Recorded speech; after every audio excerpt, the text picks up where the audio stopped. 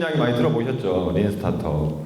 그러니까 최근에 뭐 스타트업이라는 용어가 너무 많이 저희들 관심을 많이 가지고 있고, 특히 이제 린 스타트업 이런 이야기도 많이 들어보셨을 겁니다. 린 스타트업은 흔히 말해서 아이디어가 있으면 빨리 코딩을 해서 제품을 만들어내고 이걸 가지고 다시 시장에 출시를 해서 고객의 반응을 보고 내가 가졌던 원래 아이디어가 제대로 돼 있는지 검증을 빨리 하고 고쳐서 다시 시장에 출시하고 이 루프를 계속 반복을 한다는 의미입니다. 제가 뭐 직장생활 처음 시작할 때 여기 계신 분들도 뭐 직장생활 경험 있으신 분들, 특히 대기업에 다니시는 분들은 서비스 하나 만들려면 기획하는 데만 한 6개월 이상 걸리거든요.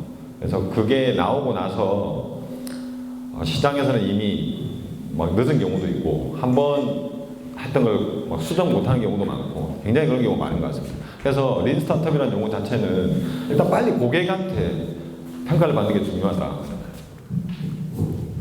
점이고요. 그래서 이 루프를 계속 돌리는 게 중요하다고 생각합니다. 그래서 그동안은 저희들이 뭘 했습니까? 사실은 아이디어를 실제 상품 또는 서비스를 만드는 과정에 굉장히 큰 어려움이 있었습니다.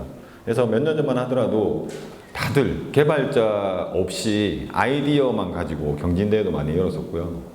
그랬던 적이 있었죠. 그죠? 그래서 개발자를 구하는 게 굉장히 난제였습니다.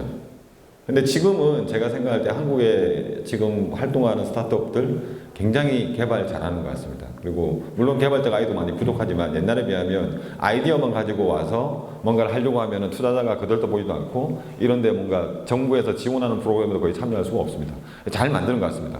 근데 문제는 뭐냐면은 저기 있는 것처럼 제품을 내놓고 오히려 이제 제품을 옛날에는 어떻게 개발할까? 내 혼자 아이디어는 이렇게 좋은데 어떻게 개발할 수 있을까? 이게 고민이었다고 한다면은 지금은 개발된 제품을 고객한테 또는 내가 원하는 이용자들한테 퍼뜨리는 게 문제입니다.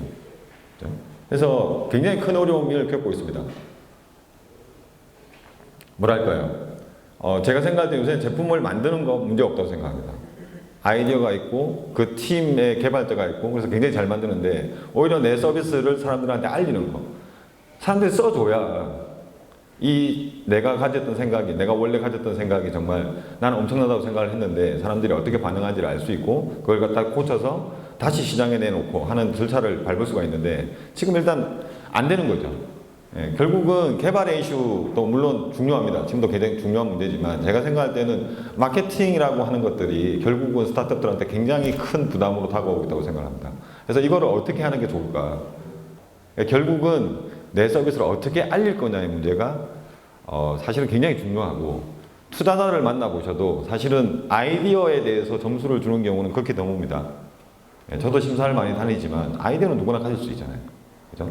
아이디어를 가지고 누가 먼저 실행을 해서 앱을 만들어내느냐의 문제고 또 그 실행된 걸 통해서 유저들이 얼마나 활발하게 사용을 하고 있느냐. 사실은 그 숫자가 중요한 것 같지는 않습니다.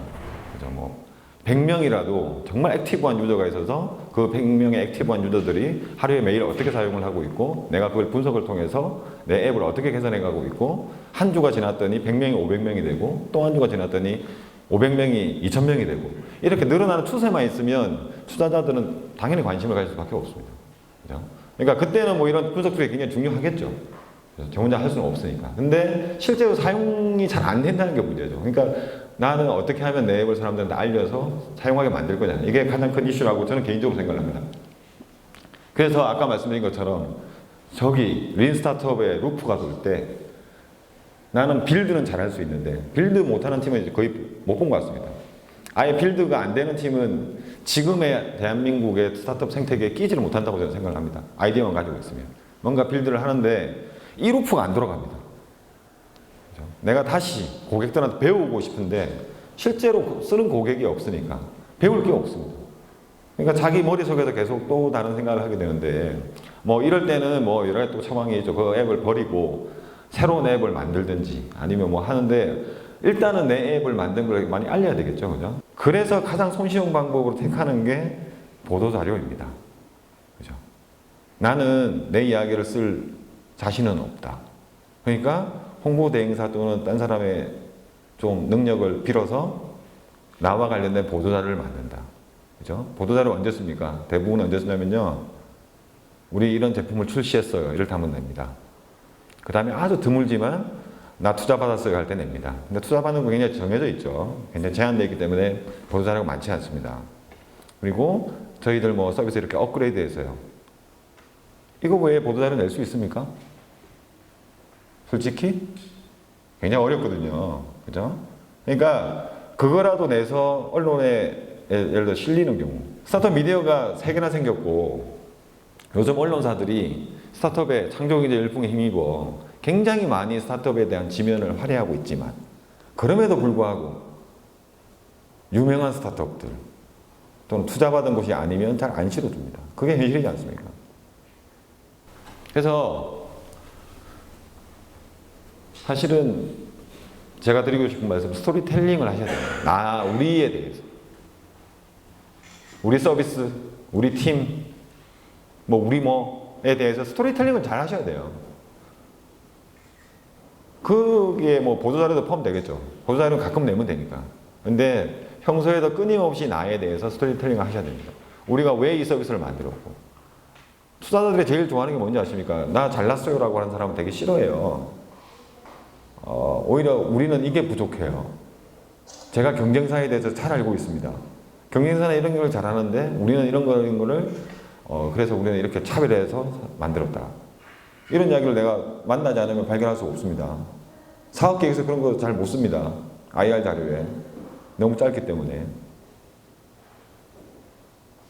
저는 그런 스토리텔링을 계속 하시는 게 좋고 그 스토리텔링 하는데 가장 기본은 저는 개인적으로 블로그를 운영하는 게 가장 좋다고 생각을 하고요. 그 다음에 블로그에 적은 내용이라든지 이런 것들을 소셜미디어를 통해서 계속 많은 사람들이 볼 수 있게끔 공유하는 게 좋다고 생각합니다. 이 과정을 끊임없이 돌아야 되는 거죠. 스토리텔링이 잘하면 먹힙니다. 사람들한테. 여기 계신 분들도 자기 자신에 대해서, 내 팀에 대해서, 내 서비스에 대해서 스토리텔링은 잘할 준비가 돼 있으셔야 되는 거죠. 솔직히 저는 그렇게 생각해요. 블로그를 열심히 운영하시라라고 제가 주문을 하면은 여기 계신 분들도 지금 눈빛이 반짝반짝합니다. 내일 당장 뭔가 블로그를 만들 것 같아요. 그죠? 좋은데 못해요, 잘. 한 글 2개 적고 나면 더 이상 적을 내용이 없어요. 이상하지 않습니까, 그거? 투자자가 보기에는 자기의 서비스에 대해서 계속해서 말을 만들어내야 되는 거 아닙니까? 그러면 제가 볼 때는 그분들은 투자받을 준비가 저는 안 돼 있는 거죠. 제가 보기엔 그렇습니다. 자기 서비스에서 계속해서 이야기할 거리가 없는데 어떻게 이용자들을 설득하고 투자자를 설득을 합니까? 그 서비스를 제일 잘하는 사람은 본인이에요. 그 회사 구성원들. 근데 자기 서비스에서 이야기할 게 없어요. 글 2개 적어놨더니. 그럼 그 서비스는 절대 성공하지 못하는 거죠. 저는 그렇게 생각합니다. 그죠? 그러니까 그런 걸 염두에 두시고 블로그 또는 나만의 미디어를 어떻게 운영할 것인가의 계획을 세우는 게 훨씬 중요하다고 생각합니다. 그러니까 제가 여기 계신 분들한테 딱 드리고 싶은 제안은 6개월만 해보십시오. 6개월. 일주일에 하나로 정하든 일주일에 2개를 만들든 나에 대해서, 나의 서비스에 대해서, 나의 팀에 대해서 6개월만 이야기해 보십시오. 그렇게 할 수 있는 곳이 많지 않습니다. 실제로. 그러면 저는 거꾸로 뭐라고 말씀드리고 싶으면 그렇게 할 이야기가 없으신 분들은 투자자들한테도 관심을 받을 수 없다고 생각합니다. 물론 그렇게 한다고 다 투자가 되는 것도 아닙니다. 그죠? 그래서 블로그를 운영 안 한다고 투자가 안 되는 것도 아닙니다. 근데 확률은 굉장히 높일 수 있다고 저는 생각합니다. 문제는 이제 6개월 버틸 돈이 없다는 게 문제이긴 하지만 정말 죽을 힘을 다해서 6개월 해보십시오. 그러면 제가 볼 때 그래도 반응이 없다. 그거는 그 서비스가 별로 사람들한테 사랑받을 가능성이 없는 서비스입니다. 냉정하게 그렇게 말씀드리고 싶습니다. 그러면 저는 그 서비스 접어도 된다고 생각합니다. 더 이상 미련 가지지 말고. 그래서 서비스를 만드실 때 애초에 이런 걸 염두에 두고 만들었으면 좋겠고 만든 다음에 알릴 때는 페이스북을 활용하는 것뿐만 아니라 아까 말씀드린 것처럼 블로그를 통해서 나의 스토리텔링을 하시라는 거죠. 그게 여러분들을 발견할 수 있는, 외부에서 발견하게 되는 가장 지름길입니다. 그리고 여력이 되시면 보도자료는 당연히 보내주시면 벤처스키나 이런 데서 플랫폼 이런 데서 굉장히 많이 실으려고 노력을 하도록 하겠습니다. 오늘은 여기까지 하도록 마치겠습니다. 감사합니다.